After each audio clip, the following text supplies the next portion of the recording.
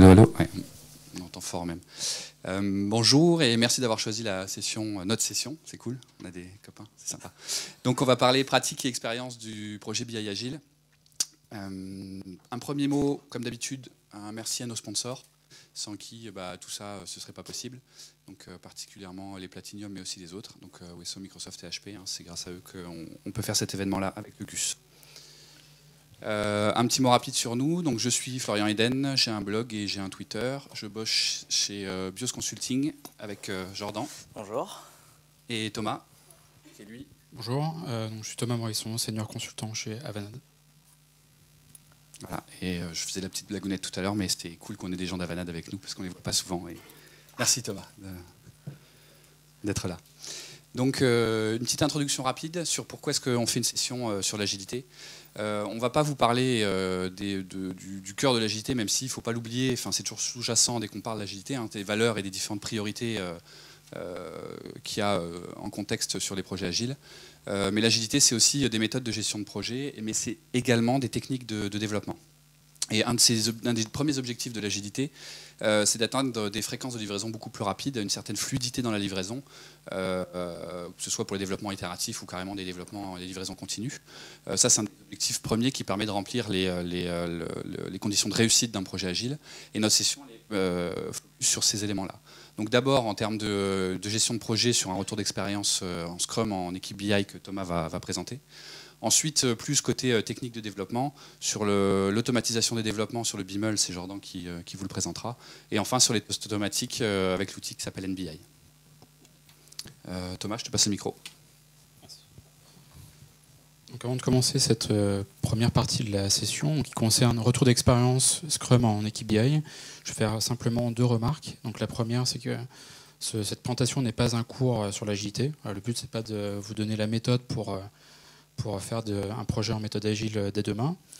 Par contre, cette présentation, c'est une interprétation de l'agilité, c'est-à-dire que c'est une présentation de la méthode Scrum dans un cas particulier pour une mission bien particulière. Donc le but, en fait, c'est de partager avec vous les points positifs qu'on a pu identifier et les points à améliorer. Voilà. Et à partir de là, vous proposez donc quelques solutions. Si vous voulez prendre un peu de recul par rapport à l'agilité, il y a la session de Michel Perfetti à 17h pour voir justement toutes les valeurs, etc. Donc le plan de cette première partie, donc tout d'abord le contexte de la mission. Ensuite, donc j'évoquerai la méthode Scrum avec les rôles qui sont définis, les différents outils qui étaient à notre disposition, les événements qui rythment un projet avec la méthode agile. Et enfin, je finirai par une synthèse donc des avantages et points négatifs identifiés pendant le projet. Donc tout d'abord le contexte. Donc là, on avait un client en fait qui souhaitait avoir une application donc, de suivi d'activité, une application somme toute classique avec différents indicateurs donc, de réaliser d'objectifs. Les différentes restitutions ont été faites avec les technologies Microsoft. Donc il y a du SSIS, SSAS et SSRS. Et donc ces différents rapports étaient disponibles soit via un portail SharePoint, soit via de la BI personnelle, c'est-à-dire via des tableaux croisés dynamiques dans Excel, etc. Donc c'était un client avec des besoins évolutifs, c'est-à-dire qu'il avait toujours besoin de nouveaux rapports, de nouvelles manières de restituer l'information.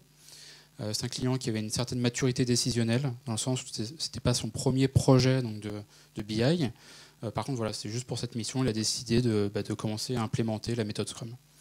Et au niveau de l'équipe technique, on avait également donc une certaine maturité, puisque les développeurs connaissaient déjà les technologies Microsoft, avaient l'habitude de travailler donc avec ces technos et avaient une certaine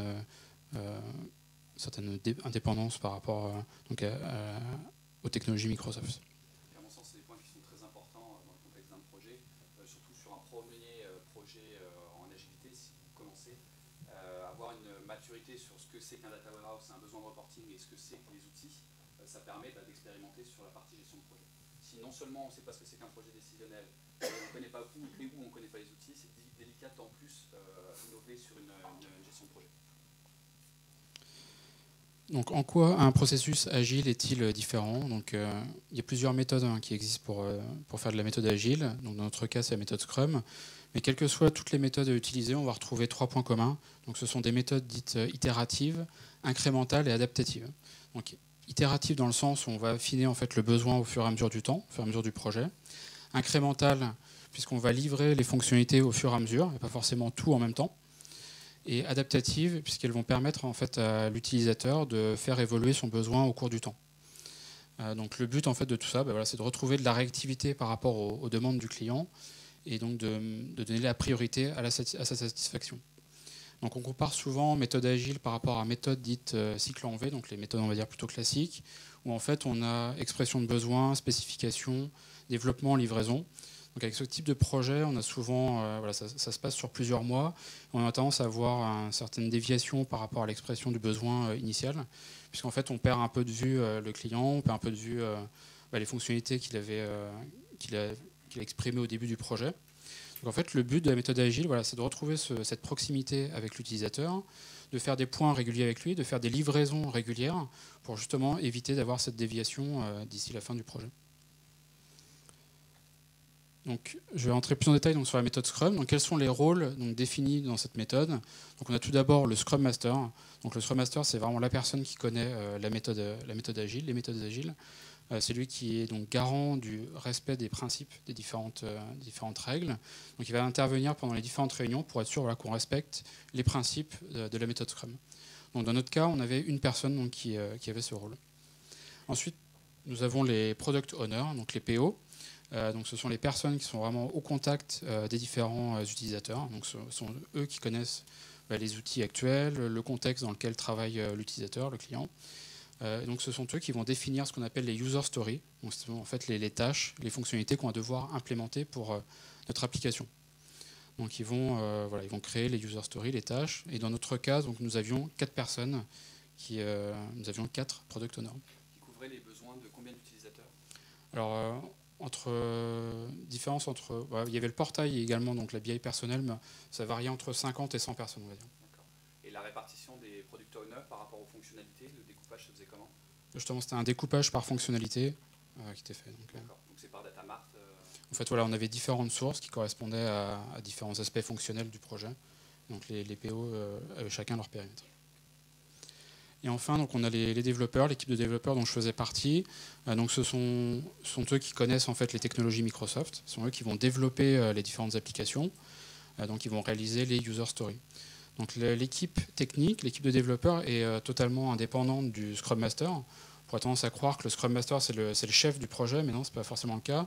On va également avoir une hiérarchie parmi les développeurs, à savoir, on avait un architecte, des tech leads, etc.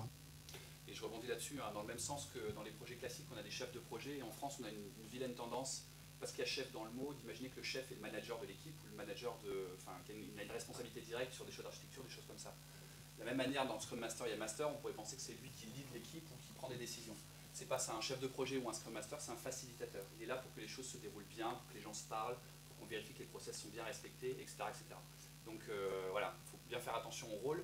Et typiquement, là où tu insistes bien, c'est que dans les développeurs, il y a des leads, il y a des architectes. C'est eux qui vont prendre les décisions techniques. C'est pas le Scrum Master qui va dire tiens, on va faire ça comme ça.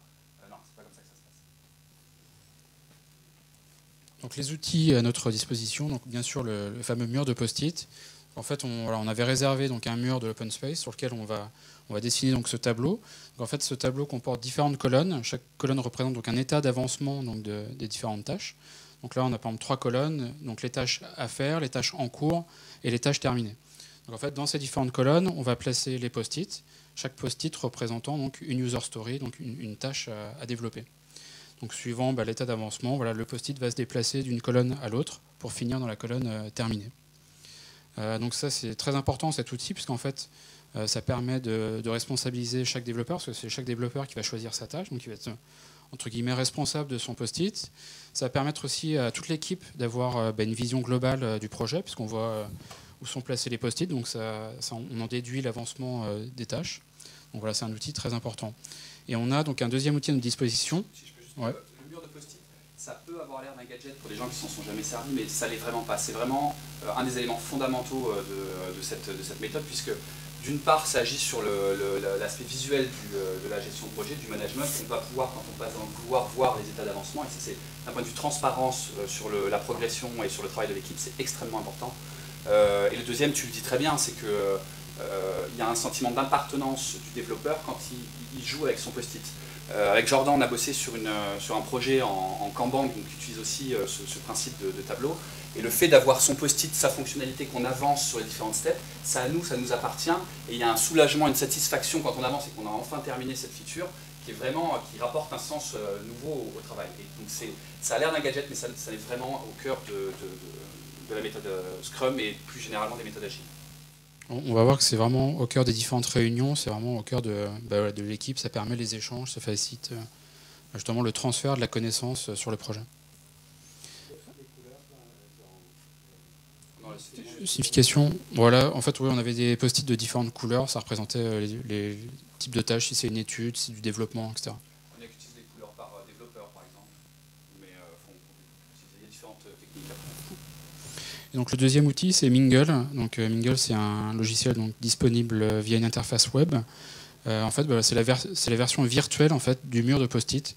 Donc ça permet d'accéder à notre mur de post-it mais sur un PC. Donc, assez pratique puisqu'on n'a pas forcément toutes les réunions dans l'open space où se trouve le mur de post-it. Donc ça va permettre donc de voir les différentes user stories, de gérer l'avancement. Mais après, il y a également d'autres fonctionnalités supplémentaires pour faire du reporting justement par rapport à ces post-it, à savoir le nombre de tâches qui ont été faites sur le sprint en cours, pour faire des comparaisons par rapport aux semaines précédentes, etc. Tous les indicateurs classiques de l'agilité comme la vélocité, ces choses-là. Voilà. Donc bien sûr, ça demande un petit travail supplémentaire, dans le sens où il faut toujours quelqu'un pour le synchroniser avec le mur en papier. Mais voilà, c'est très, très pratique également comme outil. Tu disais que dans votre équipe, ce que vous laissiez, c'est un laptop à disposition à côté du mur du post-it, ouvert sur Mingle, et comme ça, chaque personne qui fait un déplacement de post-it peut en temps réel faire son correctif, enfin faire la même modification sur... Exactement. En fait, il y a toujours un poste à côté du mur, et quand on fait les réunions, il y a toujours une personne qui se dévoue et qui met à jour, suivant ce que chaque développeur va mettre à jour sur le mur en papier. Donc, j'en ai parlé brièvement. Donc, le sprint, en fait, c'est vraiment le rythme du projet. Donc, c'est une durée. En fait, ça correspond à 3 semaines dans notre cas. Donc, ça peut varier suivant les projets. À chaque fois, dans un sprint, donc, on va retrouver une revue, une planification, les stand-up meetings et la rétrospective. Donc, je vais vous expliquer tout de suite ce à quoi ça correspond. Donc, une revue de sprint, en fait, c'est une réunion qui dure à peu près une demi-journée. Sont présents donc, le Scrum Master, les PO, les développeurs. Donc le but de cette réunion, en fait, c'est de présenter les différentes user stories. En fait, on a nos PO donc, qui ont eu leurs ateliers avec les utilisateurs, et en fait, ils viennent présenter les fonctionnalités qui sont attendues. Donc on va faire le chiffrage. Donc ce sont uniquement les développeurs qui vont chiffrer la tâche. Ça c'est très important, puisqu'en fait, ce sont uniquement les développeurs qui connaissent vraiment l'outil, la technologie. Donc c'est eux qui sont le mieux placés finalement pour faire l'estimation. Et donc on va avoir un chiffrage collégial, c'est-à-dire qu'on va avoir, nous on était 11 développeurs, donc il y a 11 personnes qui vont donner leur avis sur la tâche. Donc ça permet de minimiser un peu la marge d'erreur. Tu disais aussi qu'en termes de responsabilité, c'est-à-dire c'est l'équipe qui s'engage, c'est pas une personne qui s'engage. Et ça c'est critique.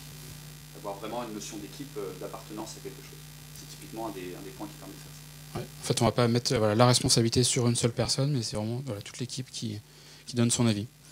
Et enfin, donc, pour cette réunion, on va définir un objectif principal. Donc souvent, ça correspond à une fonctionnalité prioritaire à mettre en œuvre pour le sprint. Donc là, l'outil utilisé principalement, c'est Mingle. Ensuite, on a une planification. Donc souvent, c'est la même journée, l'après-midi. Donc ça dure un peu moins d'une demi-journée. Donc ça peut paraître long, une demi-journée, mais pour ce type de réunion, en fait, c'est parce qu'on était assez nombreux. On était une quinzaine de personnes. Donc voilà, la réunion tout de suite prend un peu de temps. Donc pour la partie planification, donc uniquement les développeurs sont présents.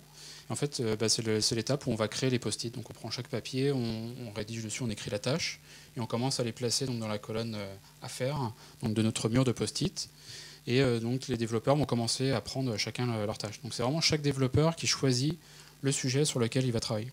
Et donc il va placer son post-it dans la colonne en cours. C'est possible également de détailler les user stories. On peut faire des sous-tâches. Donc, par exemple, si on a une user story qui correspond à la création d'un rapport SSRS, on peut très bien avoir 3 sous-tâches, étude de l'existant, développement et documentation. Ensuite, donc, on a le stand-up meeting. C'est une réunion qui a lieu tous les jours. Donc rendez-vous tous les matins à 9h30. Stand-up meeting, pourquoi ça s'appelle comme ça? En fait, c'est une réunion qui a pour but d'être informelle, plutôt rapide. Donc on reste debout. Chaque développeur va expliquer le travail qu'il a effectué la veille, les problèmes qu'il a pu rencontrer. Donc c'est l'occasion d'échanger, voilà, si d'autres personnes peuvent l'aider à résoudre ses soucis. Et il va parler donc des tâches qu'il va faire le jour même. Et bien sûr, donc, il va mettre à jour la tâche, c'est-à-dire qu'il va la déplacer dans la colonne si elle est finie, ou mettre à jour sur le post-it le nombre de jours restants pour finir la fonctionnalité. Donc là, l'outil principal, c'est le mur de post-it. Et bien sûr, il y a toujours une personne donc, qui synchronise avec le PC sur Mingle.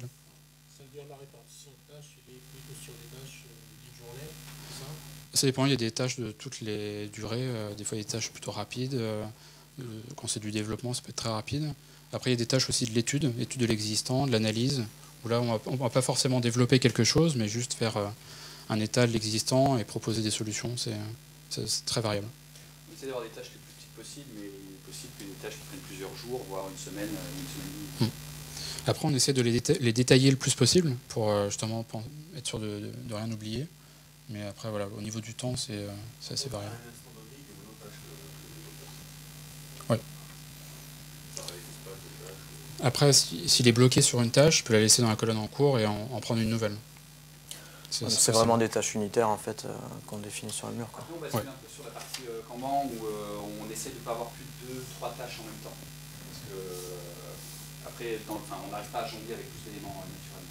Mais en effet, l'objectif, c'est d'en avoir le moins possible. Voilà, donc ces stand-up meetings ont lieu donc, tous les matins et on finit donc le sprint par une rétrospective, donc une réunion également d'une demi-journée où sont donc présents tous les intervenants, donc l'équipe, Scrum Master, PO et développeurs. Donc là, le but de la rétrospective, c'est de faire un bilan par rapport au sprint qui vient de se finir. Donc on peut avoir des présentations des différentes fonctionnalités par les PO et les développeurs. Et on va donc identifier les axes positifs et les axes à améliorer pour le prochain sprint. Donc chacun va prendre un petit bout de papier, on va faire 2 colonnes, voilà, on va mettre ce qu'on a apprécié pendant le sprint et ce qu'on aimerait voir améliorer pour la suite. En fait, voilà, le but aussi de la méthode agile, c'est de garder les points positifs qu'on a au fur et à mesure des sprints et puis s'améliorer avec le temps. Une des notions de base d'amélioration continue, et là on a typiquement un des process qui permet de garantir ça. Et encore une fois, c'est des choses qui peuvent être paraître gadgets, on se dira mais non, c'est fondamental. L'amélioration continue, c'est ce qui fait que les méthodes agiles durent sur le temps. Sinon on fait ça pendant 1 mois, 2 mois, 3 mois, 6 mois, puis au bout de 6 mois on arrête les stand-up meetings. Globalement, on arrête de travailler en itération et puis voilà, c'est terminé. D'avoir une rétrospective, donc là, on part faire des réunions toutes les 3 semaines. Hein. Toutes les 3 semaines, on s'arrête, on se dit est-ce qu'on a bien bossé, est-ce que c'était sympa, est-ce que l'ambiance est bonne, est-ce que c'était positif, ou est-ce qu'on a réussi à sortir que 3 tickets et ça c'est cool. Voilà, c'est typiquement à ce moment-là que ça se fait et c'est ce qui permet de maintenir un effort sur la durée. En fait, les axes positifs qui ressortaient assez souvent, c'était la bonne communication entre les PO, les développeurs. Les axes à améliorer, ça peut être à propos de la documentation, la mise à jour également des sources des développements sur le serveur. Voilà, c'est ce qui ressortait. De 6 sprints, vous vous rendez compte que vous avez toujours les mêmes points négatifs. Là, clairement, c'est qu'il faut faire quelque chose. Pour moi, il y a vraiment un gros drapeau rouge, il y a un truc qui est en train de mal se passer. Pour finir donc, cette première partie, donc, je vous propose un tableau de synthèse donc, avec les points positifs justement, et les points à améliorer. Donc, du côté du management, donc, le gros point positif, c'est le chiffrage collégial par les différents développeurs. Donc, ça, c'est vraiment très important. C'est eux qui font le développement. Donc, ils savent combien de temps ça va prendre de faire telle ou telle tâche. Donc, ça évite quand même d'avoir trop d'erreurs dans le chiffrage. Et on a également donc, une bonne vision globale du sprint. Donc, grâce au mur de post-it, comme on le disait tout à l'heure, si c'est des tâches qui bloquent, vous allez vite vous en rendre compte, vous aurez plein de tâches dans la colonne en cours et assez peu d'en terminer, et malgré l'avancement de votre projet. Donc voilà, le mur de post-it va permettre de voir ça tout de suite. Par contre, ça va permettre un bon pilotage, mais uniquement l'itération, c'est-à-dire juste pour les 3 semaines du sprint en cours. Ce qu'il faut surveiller, par contre, c'est le planning global, c'est-à-dire pour les mois à venir, il ne faut pas perdre de vue les fonctionnalités qui vont être demandées plus tard. Et surtout de bien penser à communiquer ces informations à votre équipe pour pas qu'ils soient démotivés, pour les garder motivés justement, pour qu'ils aient une idée du cap qu'ils doivent suivre. Autant sur les cycles en V, on sait où on veut aller à moyen et long terme. Par contre, on pilote rien à court terme puisqu'on ne sait pas du tout où on va et puis en gros, on n'a pas de visibilité, on a un effet tunnel. Autant sur les méthodes itératives, on a une vision court terme, un pilotage court terme qui est très efficace. Par contre, c'est vrai qu'à moyen et long terme, on n'a plus de mécanique qui permet de définir un chemin. C'est pour ça il n'y a plus de process et il faut que ce soit les leaders, que ce soit techniques ou les product managers, les product owners, qui continuent à penser à moyen terme et à long terme dans leur choix de priorité, dans leur choix de la conduite du projet. Il n'y a plus un document, c'est l'objectif, il n'y a plus de document engageant à moyen long terme. Alors après, du côté des développeurs, donc le point positif, intervention de tous les acteurs donc, au stand-up meeting. Donc ça, c'est vraiment très important. Ça permet, donc, tout le monde est présent, on partage l'information, on comprend ce qui se passe sur le projet. Ça permet à chacun de savoir ce que font les autres. Donc il y a un vrai partage de la connaissance qui est facilité. Et donc ça, c'est très pratique si vous voulez changer de sujet. Si un développeur veut travailler sur un autre sujet, en fait, il est censé être déjà au courant de ce que font les autres. Donc c'est très facile de changer. Et voilà, si une personne part en vacances ou quitte le projet, c'est également plus facile pour reprendre la suite. Par contre, à surveiller donc, le temps de parole pendant les stand-up meetings, en fait, étant donné qu'on était assez nombreux, 11 personnes, donc si jamais on se met à parler déjà 3-4 minutes chacun, voilà, la réunion peut vite durer. Donc ça peut être rapidement contre-productif. Ensuite, seuls les PO donc, sont en contact avec les utilisateurs. Donc ça peut être frustrant pour certains développeurs en fait, de ne pas voir les utilisateurs. Donc, voilà, après, ça dépend des PO. Certains font participer plus ou moins les développeurs donc, aux ateliers. Donc ça, c'est un point également à surveiller. Et dernier point, donc la documentation, le versionning. Donc en fait, étant donné qu'on a un partage de la connaissance qui est donc facilité, on a une facilité donc à aller discuter avec les différents intervenants. On en oublie parfois donc de mettre à jour la documentation. Donc ça, c'était un point qui était assez récurrent, donc à ne pas oublier. Et enfin, donc, du point de vue des utilisateurs, donc gros point positif au niveau de la satisfaction, puisqu'en fait on va adapter on va s'adapter aux évolutions des besoins de l'utilisateur. En fait, à chaque sprint, en fait, on remet en cause les fonctionnalités qu'on peut livrer, et donc on va les prioriser suivant l'importance justement des fonctionnalités que l'utilisateur va vouloir dans l'application. Par contre, voilà, le pendant de cet avantage, c'est pour les développeurs. En fait, l'inconvénient, c'est qu'on peut parfois avoir des modifications nombreuses du fait d'avoir implémenté une fonctionnalité trop tard. Donc, par exemple, on avait dans notre cas implémenté une solution donc, de gestion de rejet. Pourtant, on avait déjà développé 150 packages SSIS. Donc c'était assez compliqué finalement de mettre cette nouvelle fonctionnalité puisqu'il a fallu la repasser sur 150 packages. Voilà, si on avait pensé à faire cette gestion des rejets au début du projet, on aurait gagné forcément du temps pour les modifications. Donc il y a déjà des logiciels qui existent pour faire justement ces modifications massives. Et je crois justement que j'ai quelqu'un à côté de moi pour en parler. Donc je vais passer la main, Jean. Ouais, donc ça tombe bien que tu me parles de ça parce que c'est justement l'objet de ma présentation. Donc je pense que l'exemple que Thomas vient de donner, si vous avez déjà fait du développement SSIS, typiquement ça a dû déjà vous arriver d'avoir une cinquantaine de packages à réaliser, sachant que tous les packages font exactement le même type de traitement, mais simplement avec des tables différentes en source ou en destination ou des connexions différentes, mais vraiment la même logique de TL. Et finalement, ça, quand on y pense, on devrait être capable de l'automatiser, c'est-à-dire qu'il faudrait pouvoir définir, je sais pas, une espèce de template, quelque chose qui va définir la logique de notre traitement, et pouvoir utiliser cette logique-là et l'appliquer en fait et automatiser l'implémentation de nos développements en se basant là-dessus. Et actuellement, la suite MSBI, finalement, on se rend compte qu'elle ne nous aide pas forcément toujours à le faire et que parfois on pourrait aller un peu plus loin. Et moi, justement, je vais vous parler d'un outil qui s'appelle Beaml et d'un environnement de développement qui s'appelle Mist qui sont vraiment faits spécifiquement pour résoudre cette problématique-là. Et on va voir que dans un mode itératif, donc typiquement en agilité, là ça va prendre vraiment tout son sens, où si jamais vous avez 50 packages à définir et qu'à l'itération suivante vous devez les modifier, ça va être beaucoup plus facile. Donc qu'est-ce que c'est que Beaml? En fait, Beaml ça veut dire Business Intelligence Markup Language. En fait c'est un langage qui a été développé par une entreprise qui s'appelle Varigence. Et donc c'est un langage basé sur le XML. Hein. Ce que ça va vous permettre de faire, c'est que ça va vous... Donc, en fait, vous allez être capable de créer, de définir des solutions BI, donc typiquement tout ce que vous pouvez faire dans SSDT, donc sauf SSRS. Mais donc tous les objets que vous pouvez créer dans une solution BI, vous allez pouvoir les définir, mais directement en XML, et décrire votre solution comme ça directement depuis le XML. Donc ça c'est bien, mais la vraie force du Beaml, c'est la possibilité d'injecter du code. On appelle ça du Beaml script, mais on va le voir ensemble. En fait, c'est du C# ou du VB. Et le fait de pouvoir injecter des morceaux de code comme ça dans nos scripts BIML, ça va nous permettre de générer dynamiquement une partie ou tous les objets de notre solution. Pour faire un petit parallèle, ça correspond à ceux qui ont fait du développement web. On a en HTML une page qui décrit bêtement en statique une page web.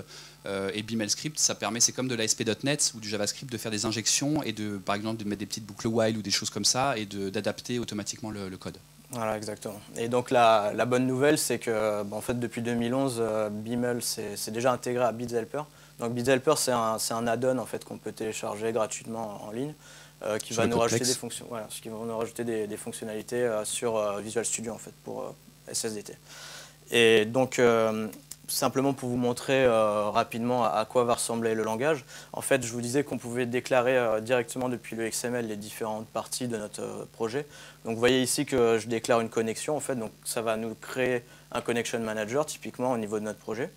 Et donc je peux déclarer une collection de packages. On voit qu'il y a des balises package et donc à l'intérieur, pour chaque objet, on peut définir tous les attributs, donc tous les paramètres en fait qu'on pourrait utiliser depuis l'interface graphique pour paramétrer notre package typiquement.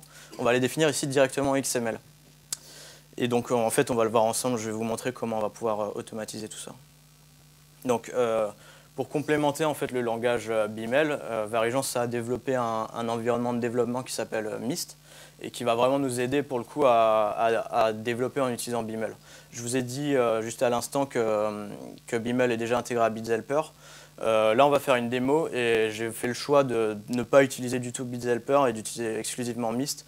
Je vous explique simplement pourquoi, c'est que l'expérience utilisateur sur BitsHelper, je l'ai trouvé vraiment largement moins bonne que sur Mist. Typiquement, en fait, quand on va se mettre à développer du BIML, un script BIML depuis Visual Studio, comme c'est du XML, Visual Studio va l'interpréter comme du XML, mais dès qu'on va injecter un peu de code, Visual Studio ne sera plus capable de comprendre qu'il y a deux langages à l'intérieur, et en fait, il va nous afficher des erreurs alors qu'il n'y en a pas dans notre code. Donc, pour la démo, là, je vais vous présenter simplement Mist. Et on retrouve un peu le schéma open source classique où on a un éditeur qui va à la fois sortir une partie en Creative Commons open source qui est le langage BIML à proprement parler qu'on peut utiliser de manière gratuite et qui va fournir une expérience utilisateur supérieure avec des fonctionnalités supérieures dans son IDE qui est Mist. Et on parlera des licences après. Voilà, donc je parle de versionning aussi. Donc Mist est compatible avec TFS ou SVN. Donc pour tout ce qui est développement en équipe, ça ne pose pas de problème. Et on va voir ensemble qu'on va vraiment pouvoir ajouter un niveau d'abstraction qui est très plaisant parce qu'il va pouvoir vous permettre de définir en fait un design de ressources, d'objets au niveau de votre projet et d'automatiser l'implémentation. Oui, on peut importer typiquement des packages en fait. Ça va générer un script en BIML et vous pouvez après transformer le code. Alors pour ma démo, ce qu'on va faire en fait, c'est qu'on va prendre un cas tout simple. Donc j'ai une base source avec 5 tables et une base de staging où j'ai recréé en fait une copie des tables que j'ai en source. Et simplement, ce que je veux faire, c'est que pour chaque table que j'ai au niveau de ma base source, je veux générer un package qui va me prendre toutes les colonnes et qui va me les charger. Donc aucune transformation, rien de bien compliqué. Évidemment, dans un projet réel, vous auriez un peu plus de logique au niveau de votre TL, mais là, c'est juste pour vous montrer un peu ce que peut faire l'outil. Donc je vais commencer par vous montrer un script statique où on va voir comment est décrit en fait un package. Et ensuite, je vais vous montrer comment on va pouvoir automatiser ce script-là pour justement appliquer la logique à différents packages. Donc c'est parti. Alors, donc ici, comme je vous disais, donc sur SSMS, j'ai bien une base ici qui s'appelle source sales qui contient mes différentes tables. Et ici, j'ai une base de staging avec la copie. Simplement, j'ai mis un schéma staging pour faire juste une différence. Mais sinon, les tables sont les mêmes. Oui, puisque c'est un flux ODS et que dans le flux ODS en modélisation classique, on ramène juste en 1 pour 1 les tables depuis les sources. Voilà. Donc, je vais ouvrir Mist. Et donc, je vais vous montrer au niveau du projet comment ça se présente. Donc, voilà l'interface de Mist. Et ici, simplement sur la droite, vous pouvez voir qu'on peut définir tous les types d'objets qu'on pourrait créer dans une solution sur SSDT. Donc ouais, ça ressemble à SSDT, enfin ça remplace SSDT ou BIDS. le Visual Studio spécifique à la BI. Et on retrouve à droite donc un Solution Explorer où on a tous les éléments qu'on avait dans les projets SSIS, dans les projets SSAS. Ils sont tous là à droite, communs dans une seule solution. Voilà, ils sont mutualisés, c'est-à-dire que si vous le définissez donc, dans un endroit, il peut être réutilisable partout ailleurs au niveau de votre solution. Ça, c'est particulièrement plaisant si vous faites par exemple une tâche de script. En fait, vous n'avez pas besoin de créer un nouveau projet de script à chaque fois. Vous pouvez le définir une seule fois et le réutiliser partout. En fait. Alors, juste pour vous montrer, là, donc, typiquement, là, j'ai créé deux connexions, une connexion vers ma destination et une connexion vers ma source.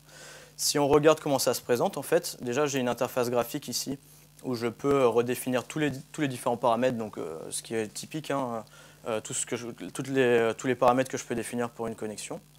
Et en fait, ça me génère automatiquement à droite mon code en BIML. Donc, comme je vous l'avais montré rapidement tout à l'heure, on a nos balises connexion. Et donc, ici, je vais peut-être zoomer un peu. Ouais, on se rend compte quand même que le XML, il est très lisible. Hein, il n'y a pas de... Voilà, donc là, je définis une connexion OLEDB avec juste le paramètre nom, une chaîne de connexion. Et je dis à la fin que je veux le créer au niveau de mon projet, comme je suis en version 2012. On se retrouve un peu comme si on était à nouveau sur Visual Studio. On a la partie à gauche qui est une interface graphique, on a la partie à droite qui est le code, mais ça représente la même chose. Quand on met à jour à droite, ça update à gauche, et quand on update à gauche, ça met à jour le code. Ça permet d'avoir les deux visions sur les outils.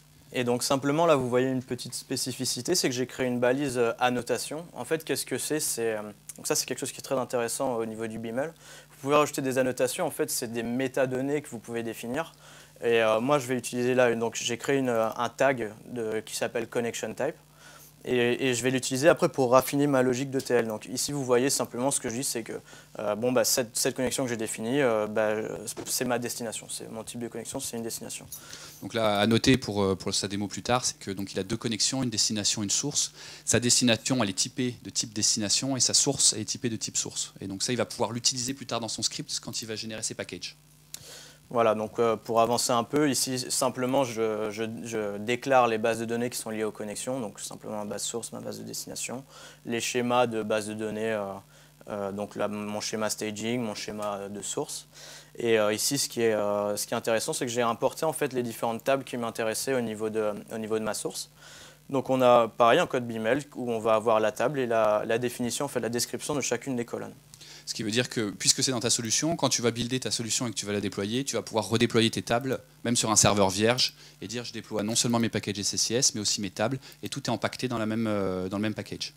Ouais, typiquement, donc là, si je veux, je peux faire un copier donc, je peux copier le script de création. En fait, une fois qu'il est créé dans BIML en tant qu'objet table, je peux l'utiliser, et en fait, j'ai accès à plein de petites fonctions. Donc là, par exemple, on pourrait imaginer que si je n'avais aucune table dans mon staging, je pourrais rajouter une tâche qui va me créer les tables équivalentes dans mon staging. Donc là, j'ai déjà créé les tables, donc ce ne sera pas la peine. Ouais, juste pour reprendre, il a défini ses connexions, il a importé sur ses connexions, il a défini des bases de données. Sur les bases de données, il a défini des schémas, et dans les schémas, il a importé des tables. Ce qui permet de vraiment structurer tous ces éléments quand on a beaucoup de serveurs, beaucoup de bases de données, beaucoup d'éléments. Voilà, donc simplement au niveau du package, comment ça va se traduire. Donc vous vous rappelez, je vous ai dit que ça allait être juste une source et une destination pour notre exemple. Donc si on regarde un package SSIS, comment ça se traduirait. Donc j'ai une data flow task ici. Et donc j'ai une source OLEDB, une destination OLEDB. Ce qui est intéressant ici, c'est qu'on voit l'interface graphique où déjà directement en un niveau, on peut voir notre control flow et l'intérieur de nos data flow tasks, par exemple. Donc au niveau visuel, c'est... Là, sur son interface, la partie en blanche, là, c'est du control flow. Et dans son control flow, il a un data flow task. Ce data flow task, à l'intérieur, on voit directement les différents éléments de son data flow task. Donc ça veut dire qu'en une seule vision, et là il aime bien avoir plein de fenêtres et puis pas voir les choses, mais s'il agrandissait son truc, il pourrait avoir une vision, une version visuelle qui qui permet de voir le package en entier. Voilà, donc juste pour vous montrer rapidement au niveau du script BIML comment ça va se traduire. Donc comme d'habitude, j'ai une balise qui va décrire mon objet. Ici, c'est un package.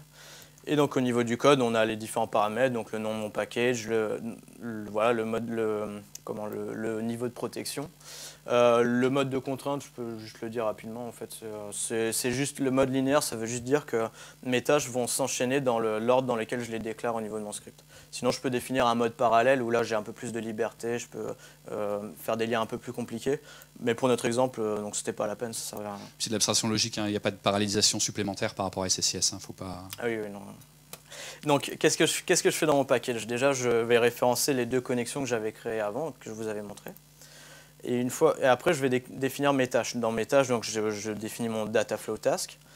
Et simplement, au niveau de mes transformations, j'ai une source, j'ai mis ma requête SQL. On voit que ma source est connectée donc, à la connexion que j'avais définie. Une destination qui est connectée à ma connexion de destination et qui va envoyer les données vers la table ici que j'ai définie. Donc ça c'est bien gentil, au final j'ai défini la logique pour un package, au final ça on pouvait très bien le faire en SSIS et ça marchait tout aussi bien. Et d'ailleurs tu pourrais nous l'exporter sur SSIS là maintenant que tu as fait ça? Ben, je peux le faire puisque la confiance règne. Donc ici voilà, je peux builder le package et donc on va le voir tout de suite.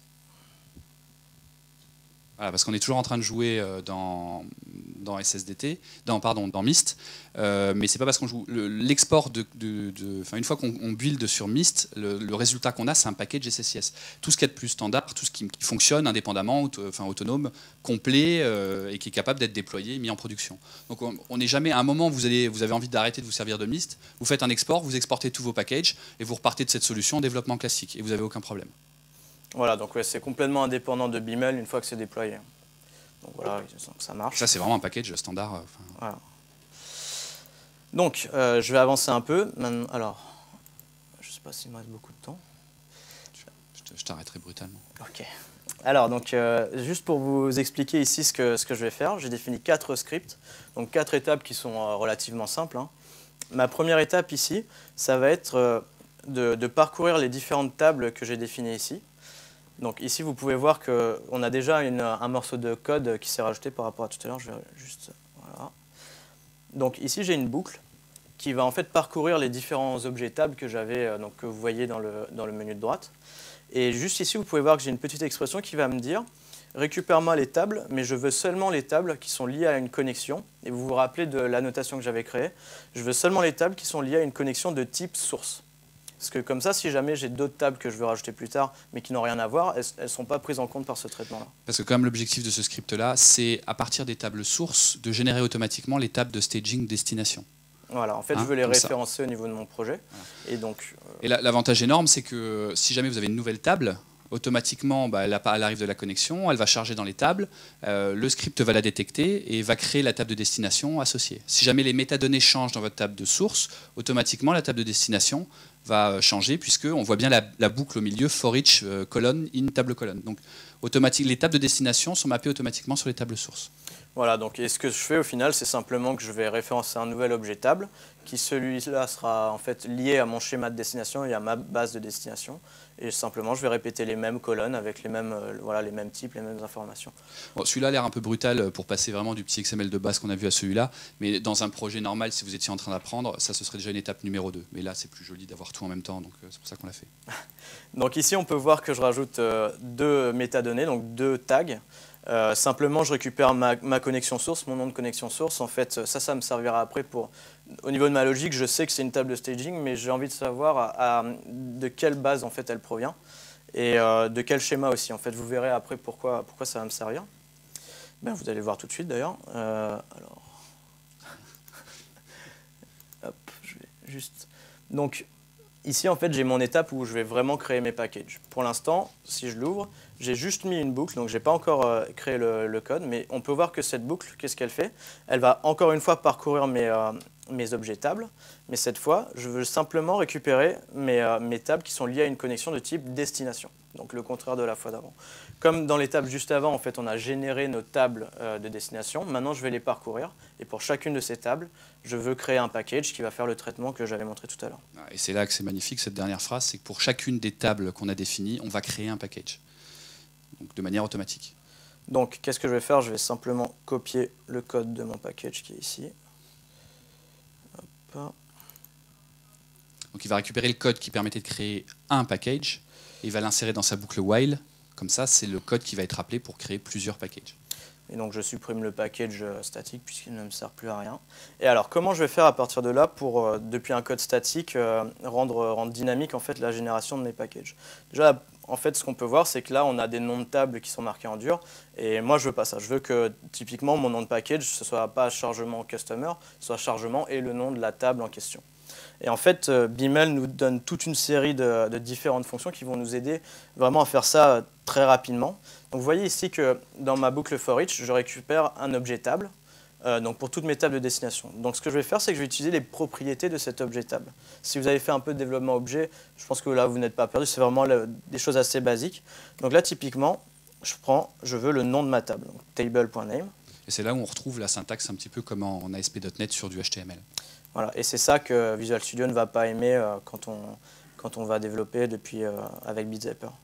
Donc ici, tous les endroits où j'avais Customer, je peux les remplacer par mon nom dynamique. Voilà. Et ici, je peux aller plus loin. En fait, on voit que j'ai marqué le schéma de ma table de destination.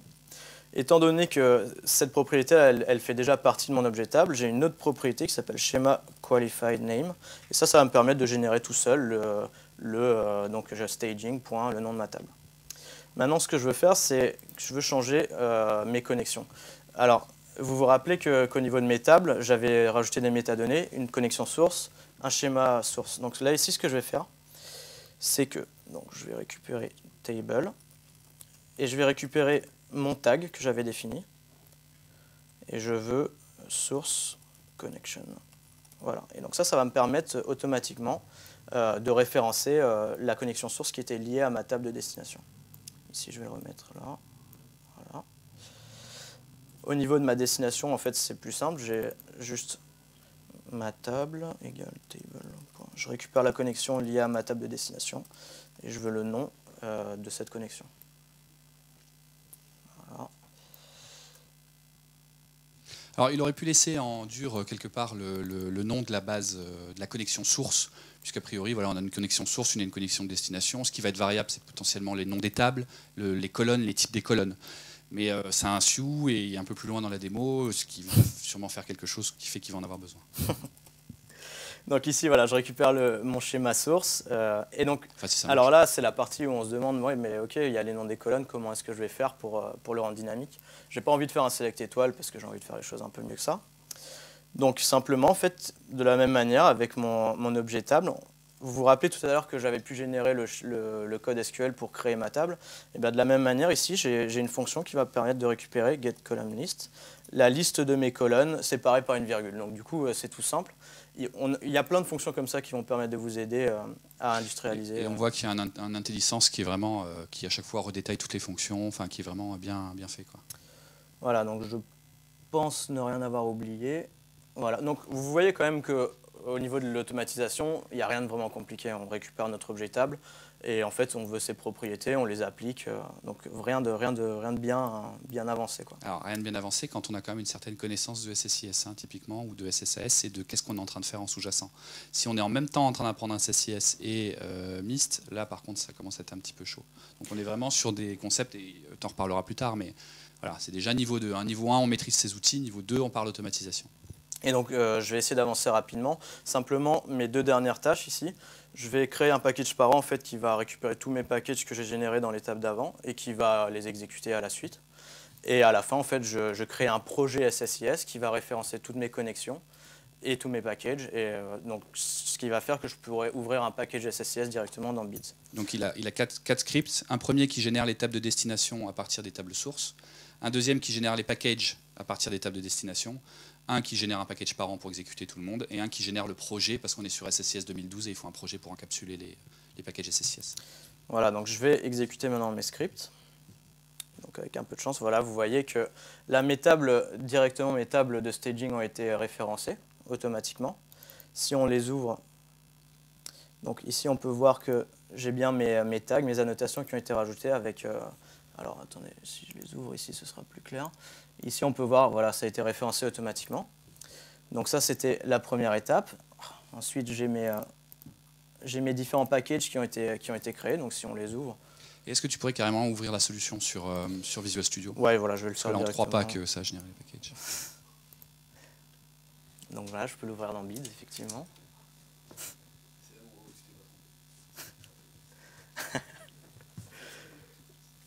C'est bon, 0 erreur. Ok, bon, donc là vous allez voir et donc que tout s'est généré. J'ai mon package parent ici. Voilà, et on voit que la sortie de une fois qu'il a buildé, la sortie c'est une solution SSIS avec donc la solution, les connexions, les packages, le package parent. Et s'il veut changer quelque chose, il clique, il rebuild et derrière tout est régénéré automatiquement. Voilà, donc avec mes requêtes qui sont dynamiques, etc. Donc je vais même l'exécuter pour vous prouver que je ne suis pas qu'un charlatan. Un peu de NBI, et je vais juste rapidement. Donc voilà, bon, ça s'exécute, c'est très bien. Et l'avantage, maintenant, comme au niveau de ma logique, j'ai simplement dit j'ai des bases, des connexions de type source, une connexion de type destination. Je veux parcourir les différentes tables que j'ai définies au niveau de ma source et générer les packages différents. Maintenant, on peut imaginer que qu'est-ce qui se passe si, par exemple, je veux rajouter une nouvelle source de données. Étant donné qu'on a suffisamment rendu notre code abstrait, en fait, il va me suffire de rajouter une nouvelle connexion. Donc typiquement, scénario métier, vous alimentez votre data warehouse depuis Sage par exemple, vous avez une première instance chez un client ou un Arcole RH ou un truc comme ça, votre société en rachète une autre, il y a un nouveau Sage qui arrive, c'est exactement les mêmes produits, ils sont standardisés, on avait une V1, enfin voilà, plutôt que d'avoir à redéployer tous les packages en changeant les chaînes de connexion, en faisant attention, etc., là il va juste se créer une nouvelle connexion de type source. Voilà, donc je rajoute mon tag. Là, il rajoute son tag. Derrière, il y a un script qui va générer automatiquement les tables, il va importer les tables de source. Il y a un script qui va générer les tables de destination. Il y a un script qui va générer les packages SSIS. Il y a un script qui va générer la solution. Et il aura sa solution en 5 minutes. Voilà, donc je vais importer les tables qui m'intéressent. Alors, juste simplement là, hop. Voilà. Voilà. Ici, on a plusieurs options qui nous permettent de définir comment on veut prendre en compte tout ce qui est index, clé étrangère, etc. Là, pour ma démo, je vais mettre juste tout de manière très simple. Et donc, je peux récupérer les tables qui m'intéressent. Par exemple, si là, je veux seulement 4 tables, voilà, je les coche, je fais OK.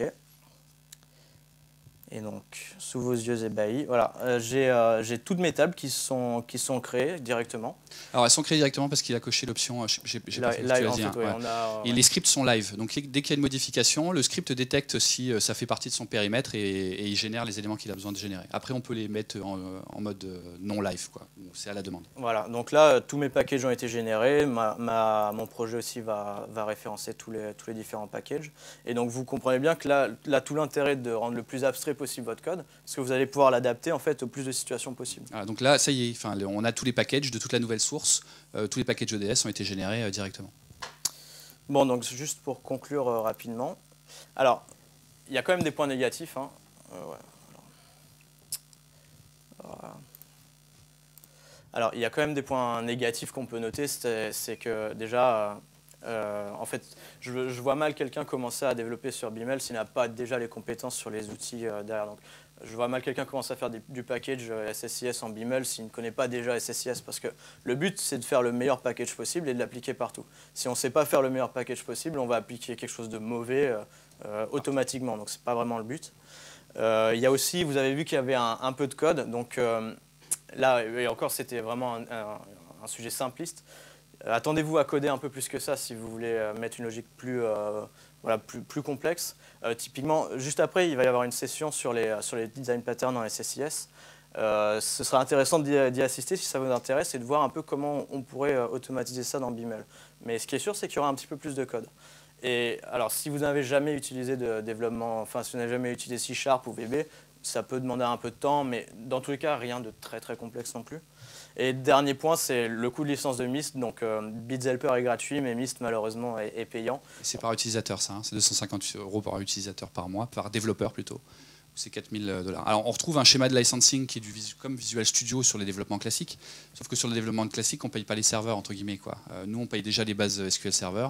Si en plus on doit payer les IDE, ça commence à faire cher. Mais voilà. Voilà, et donc bon, à côté de ça, il y a quand même énormément de points positifs. J'ai vraiment pas pu vous montrer toutes les features de l'outil. On a de la génération de documentation automatique, on a la capacité de faire des builds automatisés aussi pour faire de l'intégration continue. Il y a une super vidéo sur varigence.com, hein, le site si vous êtes intéressé, vraiment allez le voir parce qu'on a couvert 10% des features. Quoi. Ouais, il y a vraiment des choses énormes.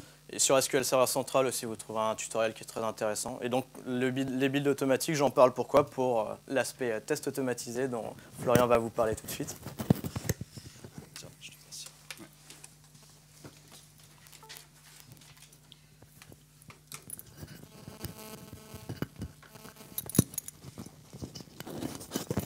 Allô, allô.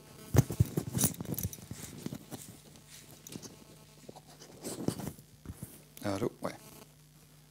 Ça marchait, super.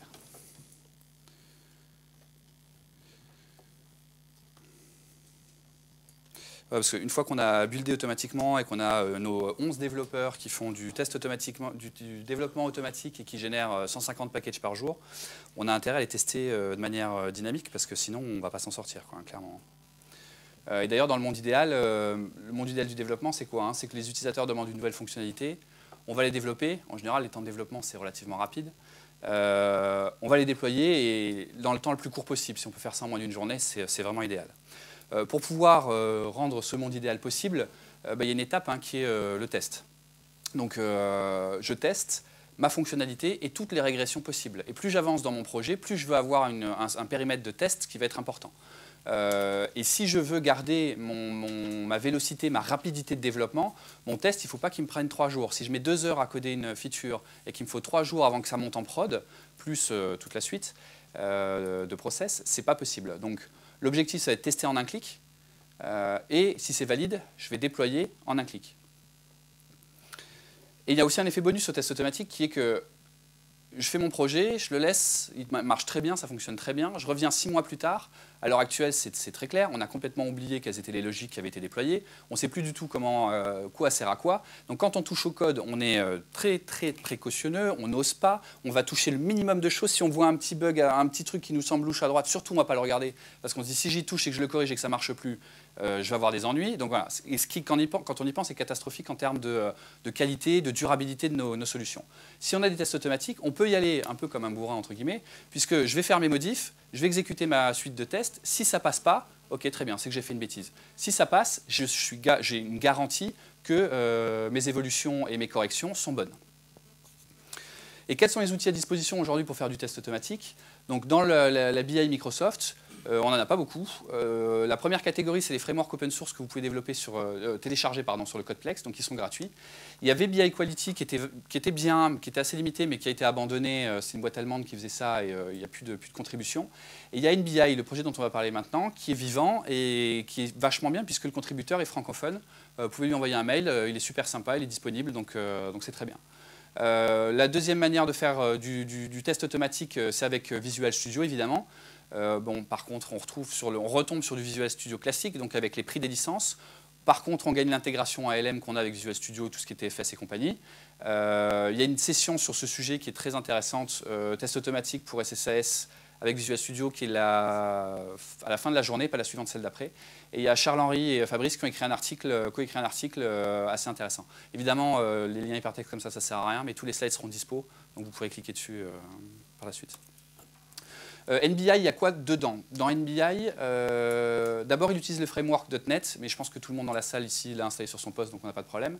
Ensuite, il utilise NUnit, qui est un framework de test unitaire open source pour Microsoft, qui se télécharge là. Il utilise ADOMD.NET, qui est un fournisseur qui permet de se connecter à un cube SSAS pour aller lire les données, les métadonnées directement de manière programmatique, qui se télécharge là. Tout ça, c'est gratuit. Et enfin, il y a NBI, donc qui prend ADOMD, qui utilise NUnit et qui fait des petits tests unitaires. On va pouvoir tester du SSAS et du SQL Server de manière automatique. Encore un grand absent, SSRS. Hein, je ne sais pas pourquoi, on a l'impression qu'il n'existe plus ce produit. Voilà, donc, oui, juste j'avais mis en bas, attention, l'install, elle est un peu pénible, hein, c'est encore un peu en mode, enfin, c'est pas évident, enfin, on peut y passer une heure ou deux à s'arracher un peu les cheveux, puis après on se dit, ah, mais c'était évident. Donc, je voulais juste vous faire un petit point sur comment ça se structure. Dans NBI, il y a des projets de test qui sont déclarés du côté de NUnit, donc le framework qui gère indépendamment de ce qu'on veut tester. On a NUnit qui est le moteur de test. Dans NUnit, donc c'est la petite interface qui est au milieu, on va lui faire pointer et vers le framework NBI et vers le fichier de config qui va pointer vers les tests effectivement. Donc là, comme ça, vous regardez ça, vous dites, mais de quoi il parle? Si vous faites l'install, que vous revoyez le slide, vous direz, ah ouais, d'accord, c'est comme ça qu'il faut que je le fasse. Donc c'était pour plus tard. Ce projet de test, il est composé d'éléments qu'on appelle des points NBit, qui sont encore des fichiers XML, parce que c'était définitivement le thème de la session, c'était que le XML est à la mode. Donc on crée des tests dans Notepad++ ou un éditeur XML que vous avez. On les renomme en point .nbit, les fichiers, enfin c'est des fichiers texte, on les renomme en point .nbit, on écrit du XML dedans et on est content.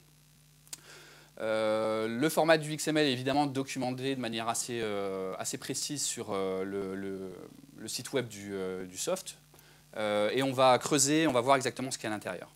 Et une fois qu'on a créé nos petits tests et qu'on est très content de ce qu'on a fait, on les exécute en utilisant NUnit. Donc il y a une petite interface, on appuie sur Play, il déroule tous les tests. Si c'est vert comme là, on est content, on a gagné, ça marche. Je fais mes développements, je les livre, j'exécute mes tests. Il y a mes 5000 tests qui roulent. Je suis vert en bas, c'est bon, j'ai livré. J'envoie un mail à mon PO ou à mes utilisateurs en disant c'est bon, c'est livré. J'ai du rouge, je sais que j'ai un problème, je sais que j'ai fait une régression ou il y a un truc qui ne marche pas, il faut que j'aille le faire. Donc un NBit, un fichier de test, à quoi ça ressemble? Donc c'est une petite structure XML avec une petite en-tête comme on voit. On lui donne un petit nom. Vraiment, le XML, il est très simple.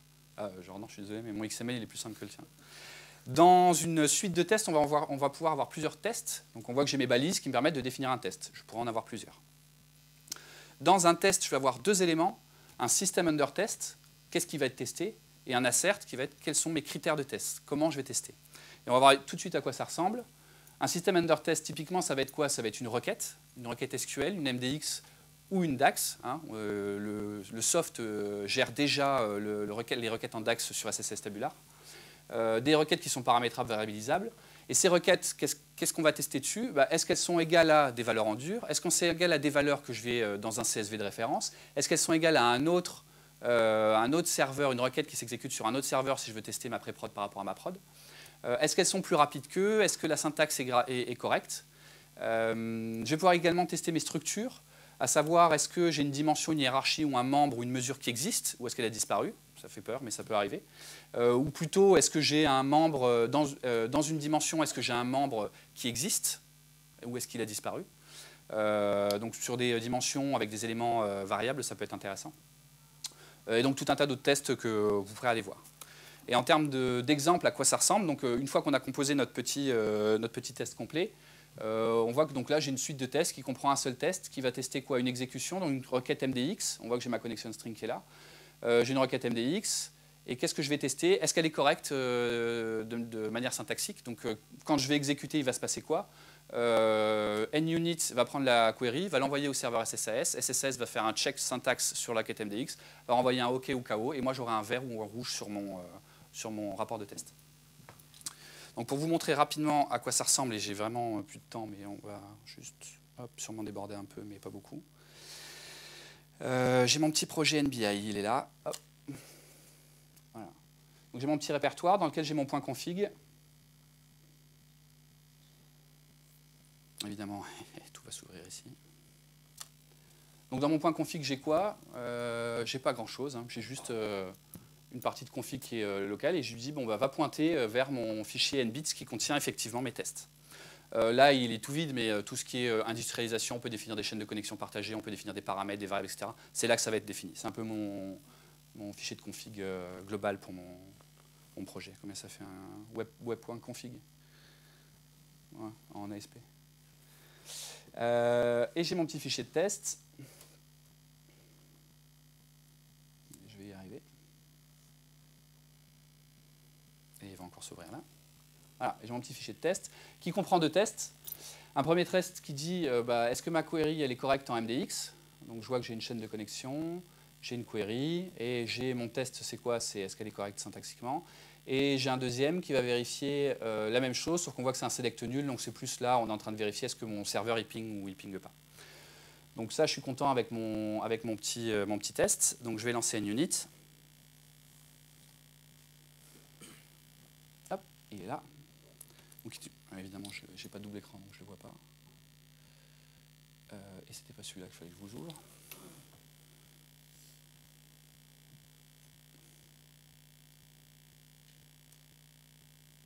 Voilà, hop. Quand il s'ouvre directement sur mon projet, parce que j'ai défini comme projet de test par défaut. Et on voit qu'en bas, je vais retrouver mes deux petits tests Et quand je vais faire run, il va exécuter les deux tests. Alors c'est là où, les tests automatiques, l'objectif c'est qu'il y ait le moins de choses possible. Hein. Là, on n'a pas d'une interface qui est ultra design. Il faut bien voir que l'objectif des tests automatiques, c'est de les appeler de manière programmatique, donc avec une ligne de script. Ça s'exécute dans mon processus de build, ça s'exécute automatiquement, soit ça fail, soit ça réussit. Donc ils investissent pas du tout dans l'interface utilisateur et c'est normal, hein, c'est pas vraiment l'objectif. Et on voit que j'ai un de mes deux tests qui a fail. Donc là, je suis pas content, hein, j'ai livré mon truc. Qu'est-ce qui se passe? J'ai mon test qui marche pas. Hop. Et c'est normal, c'était ma query MDX. Il se trouve que mon SQL Server Browser il était éteint, donc mon serveur n'était pas là. Hop. Et là, cette fois-ci, si je le run, il est vert. Donc je suis content. Voilà. Alors ça a l'air de pas grand-chose, mais c'est juste énorme d'être capable de tester tous les différents scénarios possibles que j'ai avec un petit outil et d'intégrer ça dans mon processus de livraison. Intégrer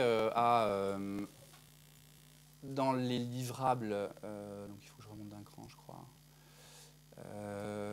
Le contributeur, donc Cédric a mis des exemples, et là vous avez tout un tas de petites sources. Donc évidemment, les appeler .xml, donc la première fois qu'on arrive, on ne comprend pas, mais en fait, ils devraient être nommés .nbits, puisque c'est des tests. Hein. Et on va pouvoir aller voir, par exemple...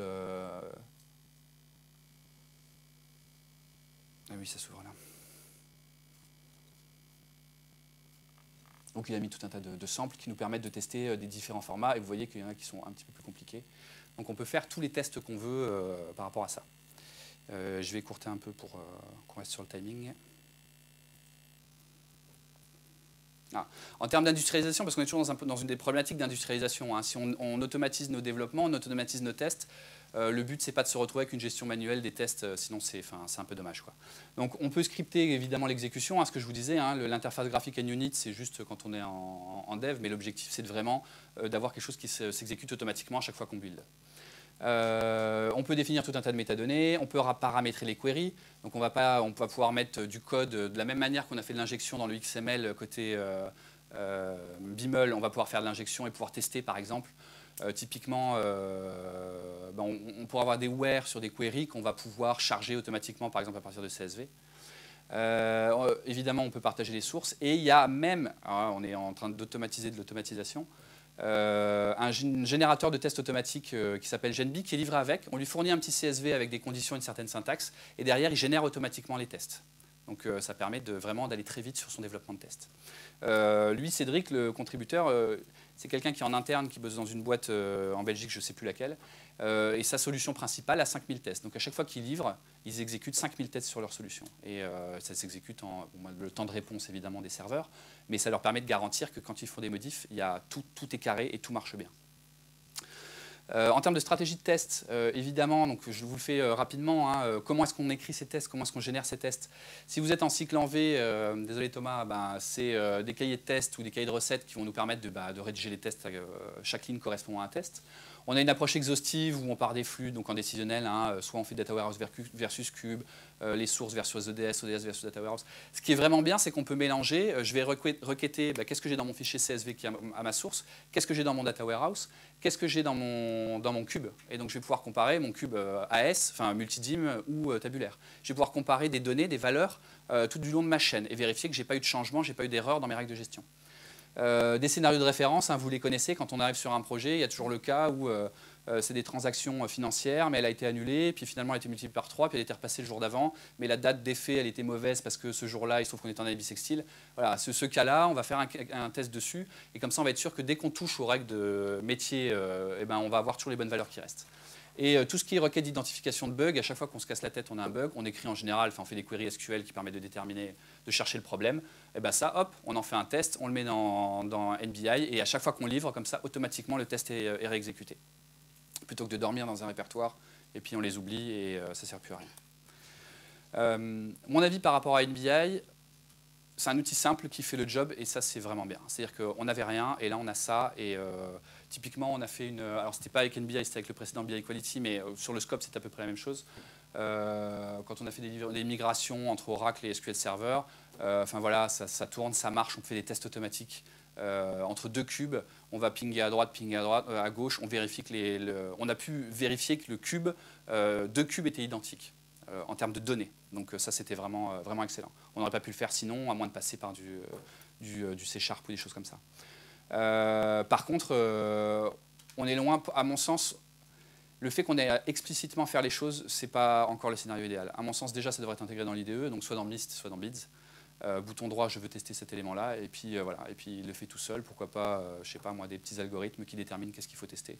Donc c'est pas visuel, c'est pas automatique dans le sens, j'ai même pas transparent, c'est pas transparent et c'est pas intégré à l'IDE. Donc pour moi, on est encore au balbutiement de cette chose-là. Et ce qui permet de conclure, d'avancer sur la conclusion globale de cette séance. Sur la BI agile, particulièrement sur la MS, sur la BI Microsoft. En méthodologie projet, tu l'as vu, moi je l'ai vu, on l'a vu aussi, on a fait du Kanban. On n'a plus trop de problèmes à expliquer aux gens, aux clients, aux utilisateurs qu'on va passer en agilité, hein, que ce soit du Scrum ou une autre méthode. Ça c'est bon, ça y est, on a déjà fait, on a des retours d'expérience, on gère, c'est bon, le message est passé. Par contre pour l'outillage, on en est au balbutiement. Je vous dis, ça s'améliore, mais c'est encore une fois des initiatives externes à Microsoft. Hein, c'est du Variance qui en fait qui était du Microsoft, mais qui a été sorti. On a du Codeplex, mais Microsoft, c'est pas du tout dans leur scope. Et quid des nouveaux produits, puisqu'on a du Power BI qui sort, on a SSRS qui est encore là. Comment est-ce qu'on va tester automatiquement du Power Pivot? Comment on va tester automatiquement du Power View déployé sur Power BI? On n'en sait rien du tout, quoi. Et a priori, pour le moment, il n'y a pas les API, il n'y a rien pour pouvoir tester ça, quoi. Donc vraiment, définitivement, la BI, chez Microsoft, on est vraiment la 5e roue du carrosse, point de vue ALM.NET. Enfin, on n'est pas dans Visual Studio, clairement. Est-ce que la méthode agile veut dire une équipe sur un plateau, ou est-ce que c'est compatible avec des centres de services en offshore? C'est un peu une question un peu... à mon sens, il y a une proximité qui est nécessaire. Voilà. J'ai un peu du mal à... Au moins par rapport aux product owners et les développeurs, il y a une relation qui doit s'établir. Je pense qu'on pourrait avoir du travail à distance avec ponctuellement des utilisateurs, peut-être même une équipe en remote. Mais le problème, c'est qu'en général, quand on fait de l'offshoring, on a un problème de compétences aussi. On est, à mon sens, dans des contextes où il faut quand même des gens qui maîtrisent leurs outils, qui ont l'habitude de travailler ensemble et qui ensuite peut-être prennent de la distance. Donc, il faut voir. Dans l'absolu, j'ai envie de dire non, mais vu comment le offshoring est fait à l'heure actuelle, j'ai envie de dire oui. Mais vu comment le offshoring est fait à l'heure actuelle, j'ai envie de dire bof. Juste pour intervenir, on travaille en agile avec des équipes en Inde, en Pologne. Excellent, comme quoi tout est possible. Donc c'est possible, quoi. Tout est possible. Donc voilà, donc là, on a une réponse, parfait. Donc, et surtout, je voulais vous dire les autres sujets à pas rater. Tout de suite, là, il y a une séance sur le test driven development qui est définitivement quelque chose lié à l'agilité. Et ça arrive là tout de suite. Et ça couvre la partie SSIS, donc le TDD sur SSIS, qui est vachement bien. Et évidemment, les tests automatiques pour Visual Studio, qui est la session encore d'après. Voilà. Merci, messieurs, dames.